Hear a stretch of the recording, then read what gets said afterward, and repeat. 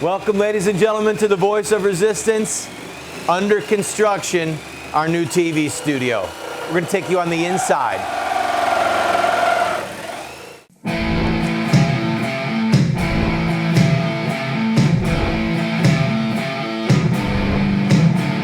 Those who forsake the law praise the wicked. Those who uphold the law resist them. Welcome to the Voice of Resistance. Here's your host, Randall Terry. Welcome to the program, friend. I want you to know these are not made-up sound effects. We're actually in the middle of constructing our new television studio. This is the control room over here. This is where our video editing cameraman, computer genius Lane will be. This will be where he does his magic. We've got wires all over. The funny thing is that I'm what they call the talent. So I don't understand the technical things that well, but I know that we've got to have a place to broadcast. You might have noticed that since we came to Memphis to have our son treated for cancer at St. Jude Children's Research Hospital, we had a very temporary studio at our producer's home. And as you know, the producer and his wife have had their first baby, which meant welcome baby, bye-bye host. You and all of your stuff have to leave. So can you make that a little louder, please? So we've been shooting outdoors now, literally shooting outdoors for months.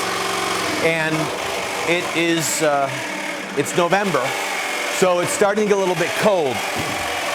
So what that means is we need to finish this studio.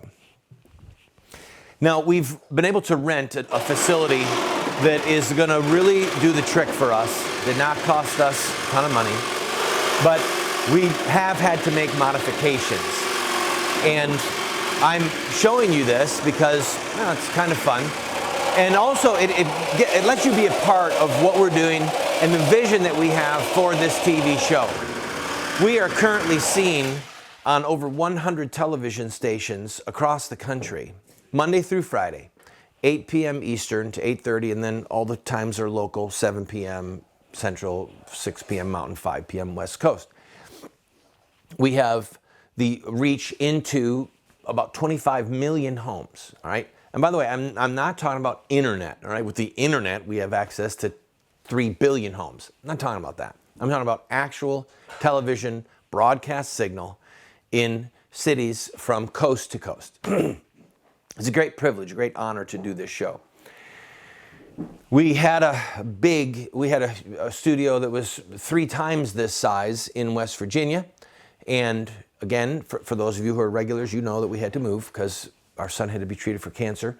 We're here for the long haul. It will be at least 5 years before they declare him healed. And he has finished 1 year of chemotherapy. He's got another year of chemotherapy to go.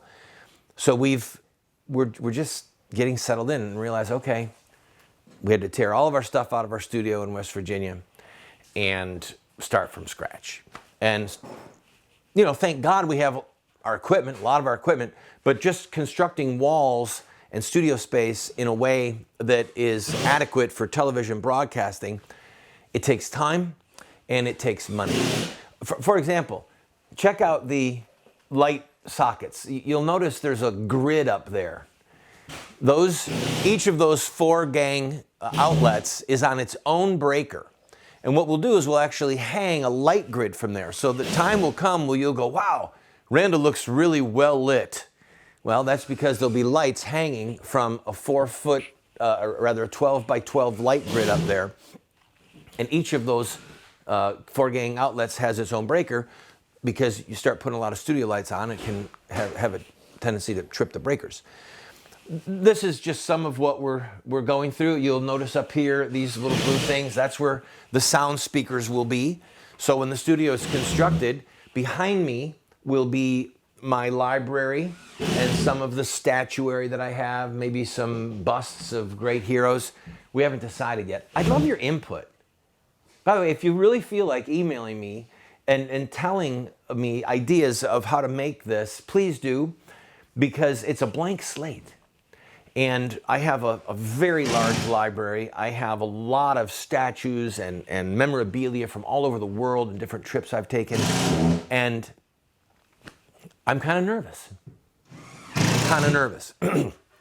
But what I'm committed to doing is to bringing you a hard-hitting television program where Jesus is Lord without apology and without equivocation, where the laws of God are paramount, not party politics, where we will go after John Boehner, Republican Speaker of the House, or Barack Hussein Obama, the current tyrant in occupancy in the White House.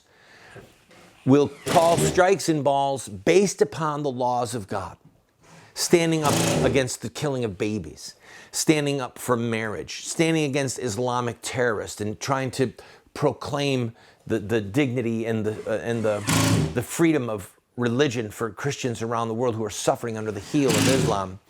We're committed to bring you that program. But we do need help. You know, I've been doing this show for over 4 years now, and we've never, ever done a telethon where we raise money. But this show is funded by viewers. I don't know if you knew that. This show is funded completely by viewers. We'd like to have sponsors, and if you've got a business you'd like to advertise, contact us, all right? But it's funded by viewers like you, as they say on PBS.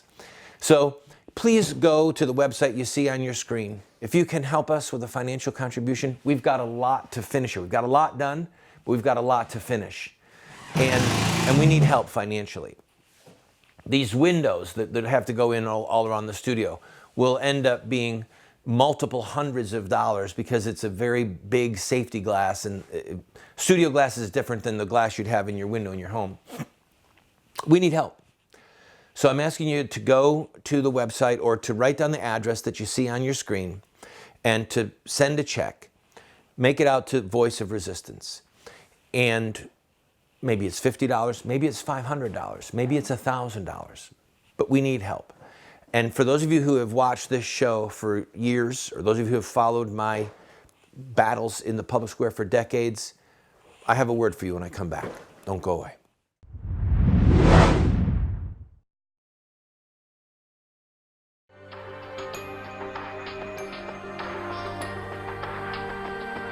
You have two choices. I mean, you can try to raise your children by design, or you will raise them by default.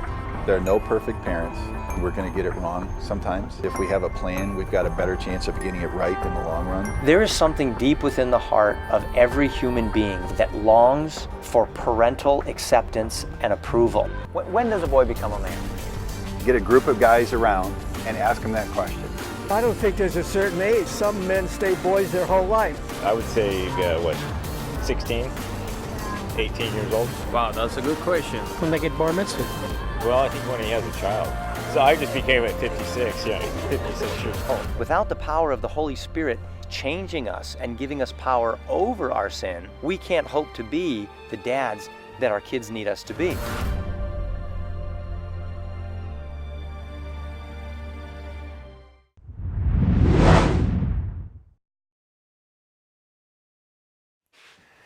We welcome you back to the program. This is our new television studio and recording studio under construction. It's exciting. It's time consuming. I'll show you around in a minute, but I want to say something first. I'm asking you, for those of you who have worked with me, followed me, supported me, been aware of my work, we're closing out 2014. I started my pro-life activism 30 years ago. 30 years ago. It was 30 years ago, this very month, that I saved my daughter from death.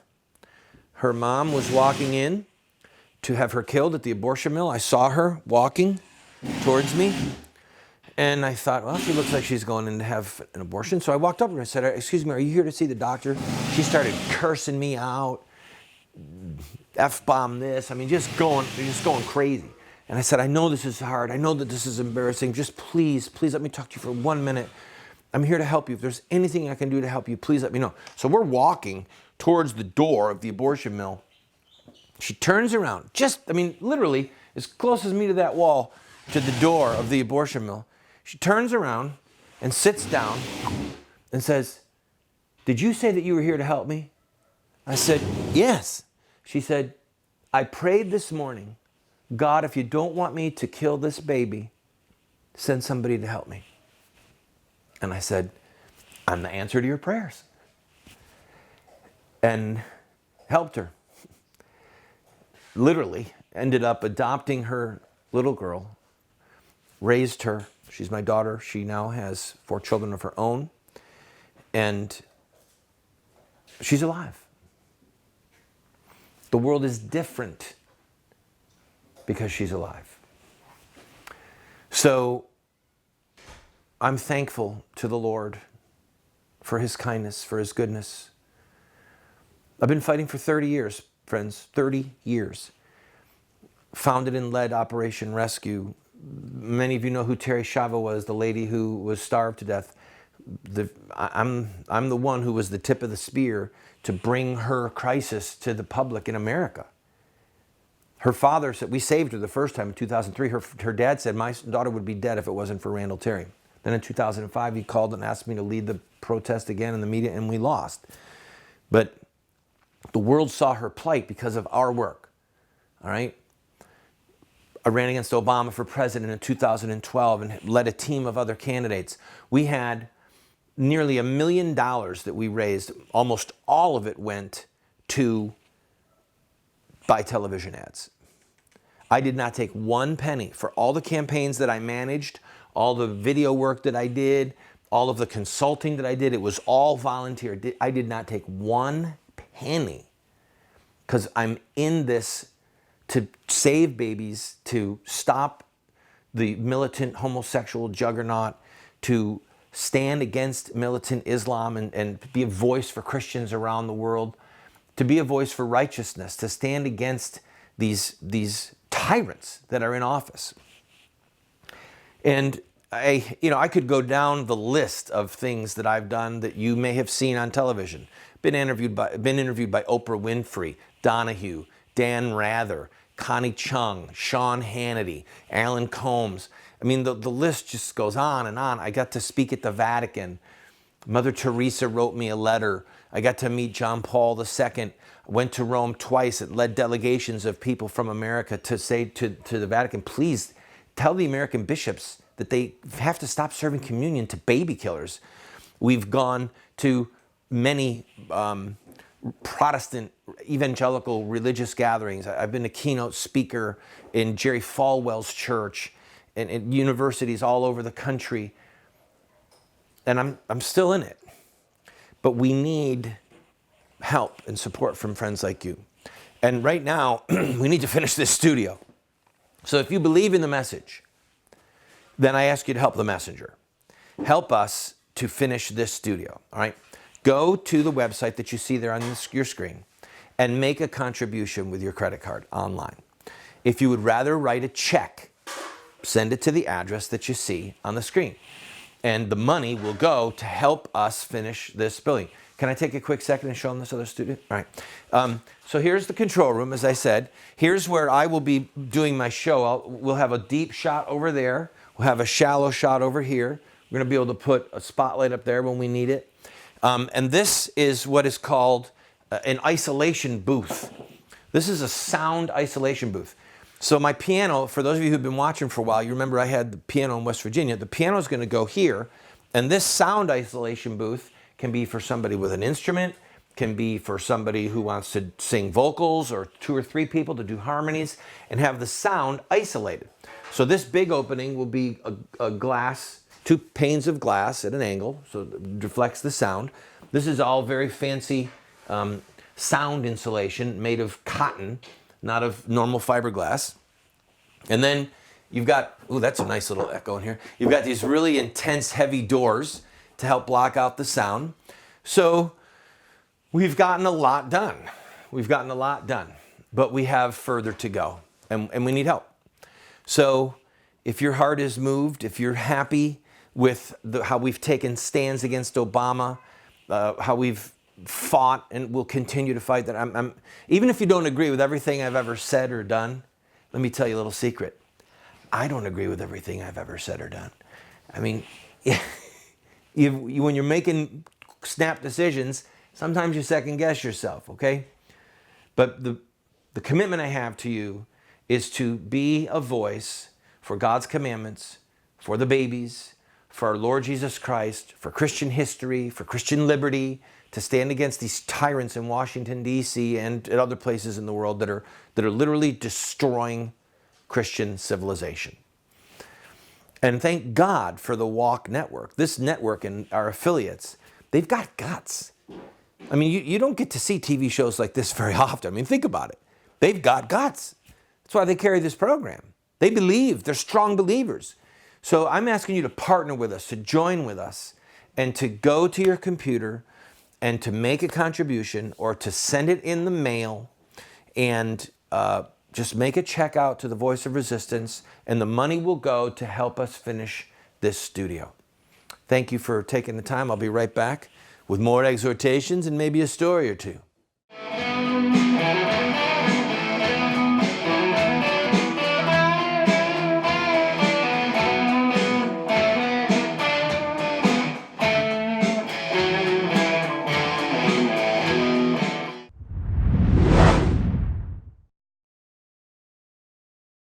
Do you want to get America out of the hands of wicked and unjust men and women who are destroying the republic before our eyes, and put leadership back into the hands of righteous men and women so that we don't die as a nation?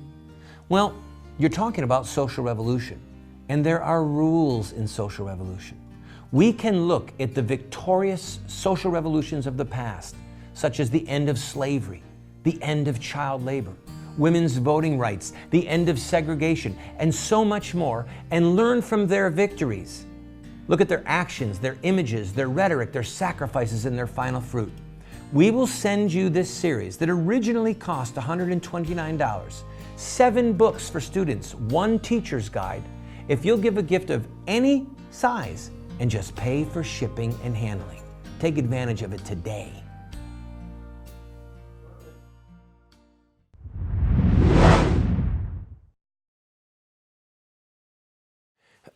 Thank you for joining me. We're here in our TV studio, which is under construction, and I'm asking you for your help. But I want to tell you something, that it's difficult for me it's uncomfortable, it's embarrassing to talk about myself. I don't like it.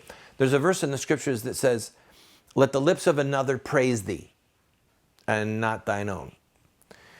But Paul said, I'm not going to boast about the great things I've done. I'll boast about my sufferings. I'll boast about my sorrows, difficulties. So maybe I could do a little bit of boasting about the sorrows. And I'll also tell you one thing that some of you won't like. And it'll maybe give you the framework as to whether or not you even want to support the show. You might hate my guts. You might disagree with some stuff we do. So I want to talk freely to you. First, we'll do the hardship. I've been arrested almost 50 times. Spent over a year of my life locked up in various jails and prison facilities. I wrote probably 5 of my books while I was incarcerated, as either in jail or one in state prison, 2 while I was a federal prisoner, 3 while I was a federal prisoner. And it has not been easy. I want to make that perfectly clear.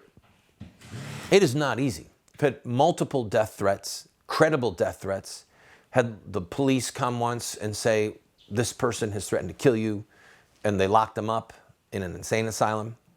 Another time I was in federal prison and the FBI came to see me because a man in another prison said he was going to kill me. So, it's difficult. One time I was in danger of being raped in prison. And it's not, it's not easy, it's not fun, it's not glamorous. But as I've studied the scriptures and I've looked back over human history, one of the things that marks men and times is when you have men and women who will say the truth in clear, concise, hard-hitting terms without equivocation. And that's what this show is for. Now, I'm going to give you one illustration that some of you won't like, but I'm going to do it. Then I'm asking you to go to that screen or go to the website and make a contribution. Send us a note. Tell us you appreciate what we're doing. Or write a check and send it to the address on the screen.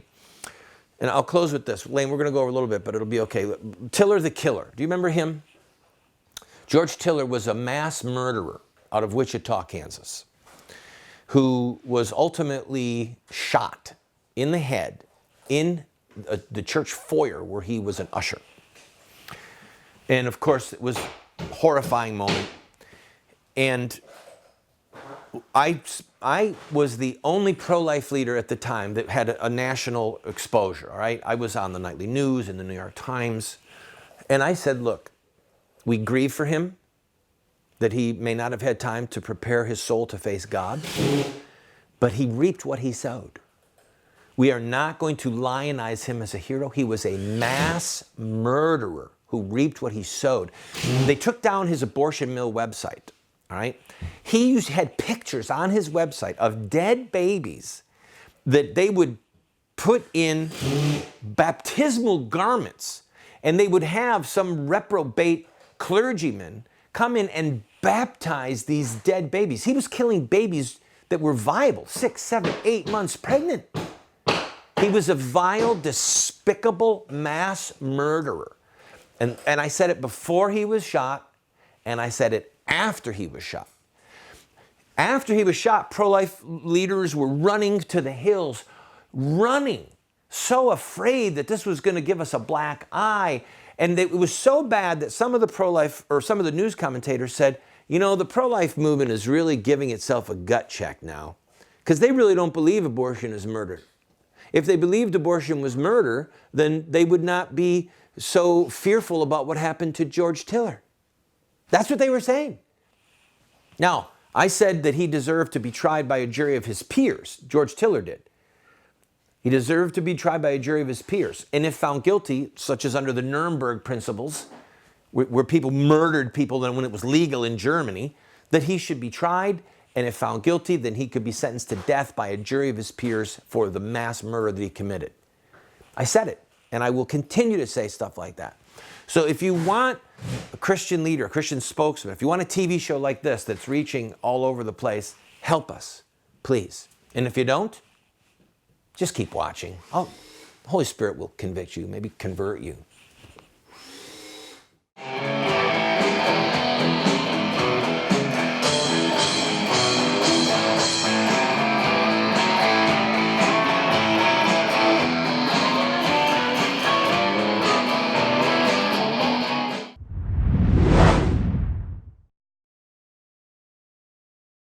We have put together what we call an online university for you.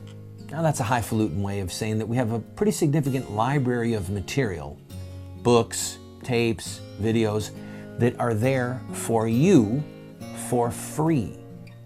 Why are we doing this? Because America is desperate for new leaders, and because this material could help you to become the leader that you and God want you to be. Check it out and enjoy it.